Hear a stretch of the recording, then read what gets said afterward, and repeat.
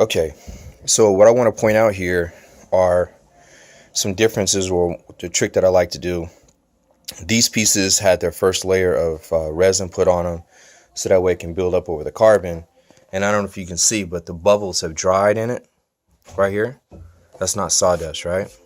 So what most people will probably do is take maybe a 240 or a 320 to sand that down. Well, the problem with that is, especially since you have your first layer of resin, because you don't want to have something too thick of a grit, it'll go straight through the carbon and then obviously mess up your part.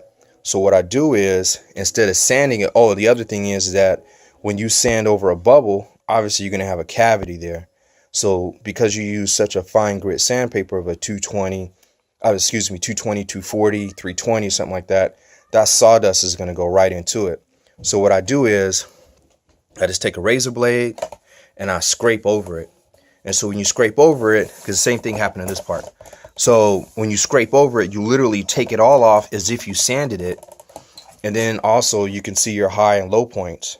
But the beauty of it is you can take all those bubbles out and not get those pits filled in with the sawdust. And because if that happens, especially with this low of material against the carbon, it could be a nightmare. And trying to pick those out and whatever. So you can see holes.